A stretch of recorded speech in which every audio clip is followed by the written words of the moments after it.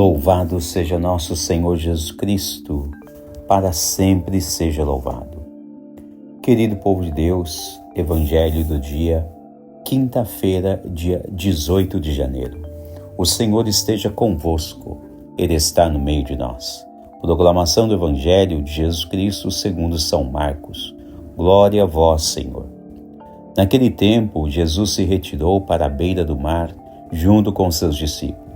Muita gente da Galiléia o seguia, e também muita gente da Judéia, de Jerusalém, da Idumeia, do outro lado do Jordão, dos territórios de Tiro e Sidônia, foi até Jesus, porque tinham ouvido falar de tudo o que ele fazia. Então Jesus pediu aos discípulos que lhe providenciassem uma barca por causa da multidão, para que não o comprimisse. Com efeito, Jesus tinha curado muitas pessoas, e todos os que sofriam de algum mal jogavam-se sobre ele para tocá-lo. Vendo Jesus, os espíritos maus caíam a seus pés gritando: Tu és o Filho de Deus. Mas Jesus ordenava severamente para não dizerem quem ele era. Palavra da salvação. Glória a vós, Senhor. Querido povo de Deus, estamos agora avançando na segunda semana do tempo comum. E sempre é bom recordar, a título de ensinamento e de metodologia catequética, se contarmos precisamente a partir do ciclo do Natal, teremos aí 2 semanas e talvez alguns dias mais.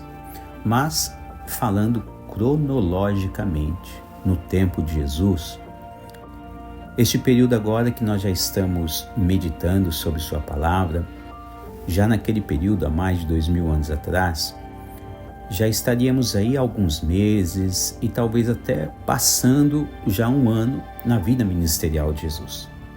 E é por isso que nós já vemos agora, desde o início, muitas seitas farisaicas, muitas seitas judaicas que não aceitaram a encarnação do Verbo de Deus, tentarem agora se voltar contra o próprio Jesus.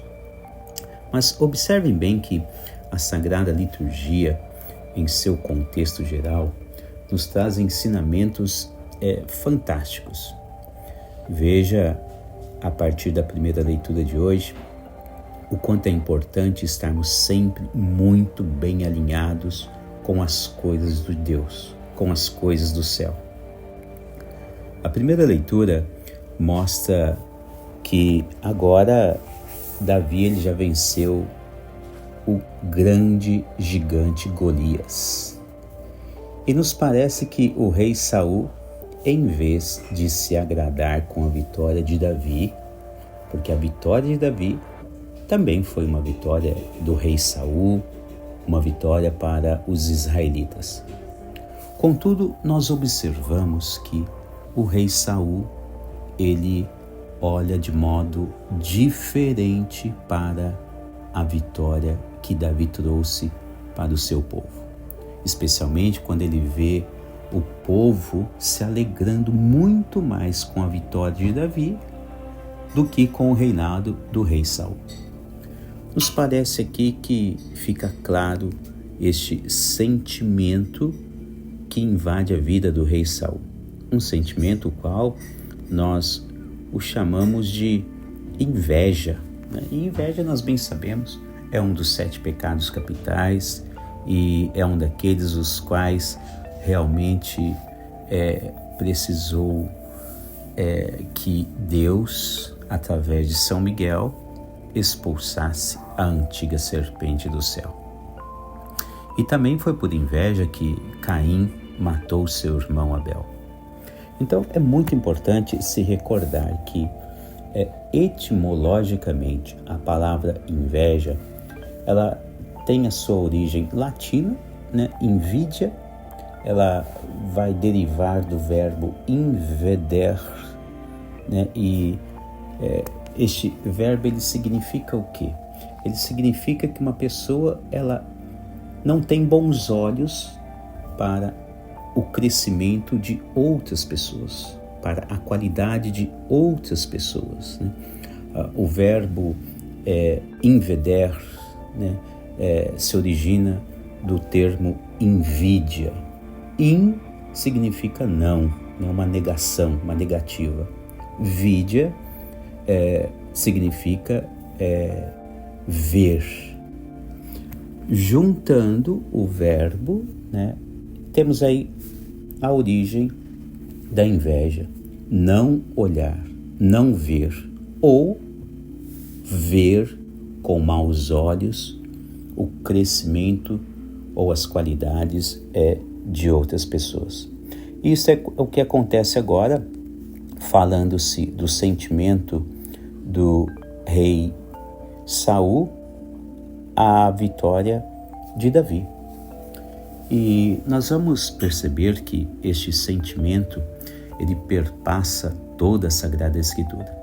E também não vai ser diferente agora na vida ministerial do Filho de Deus, o qual ele traz para todos os filhos de Israel, todos os filhos de Deus, as graças que nos são necessárias, aquelas provenientes todas do céu.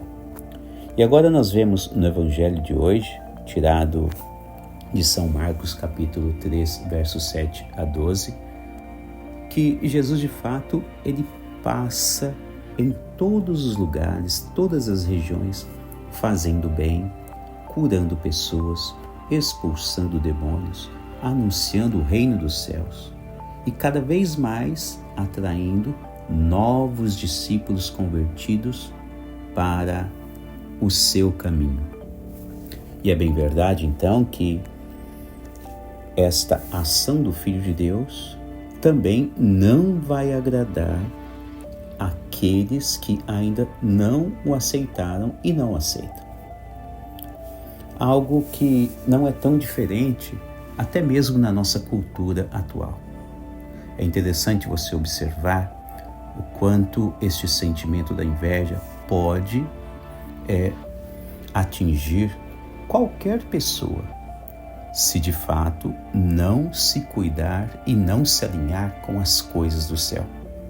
Por isso é muito importante estarmos sempre debaixo dos cuidados, dos auspícios do Senhor nosso bom Deus. Ouvir as instruções atentamente de nosso Senhor Jesus Cristo, o qual só quer nos proporcionar um caminho de conversão e a volta para a vida eterna. Devemos, portanto, observar atentamente todo o chamado de Deus em nossa vida, para que estejamos sempre com este bom olhar, seja na própria vida ou até mesmo na vida dos nossos irmãos e irmãs que sempre estão à nossa volta. Querido povo de Deus, fiquemos atentos com as coisas do céu e não com as coisas da terra. Deus abençoe você e toda a sua família.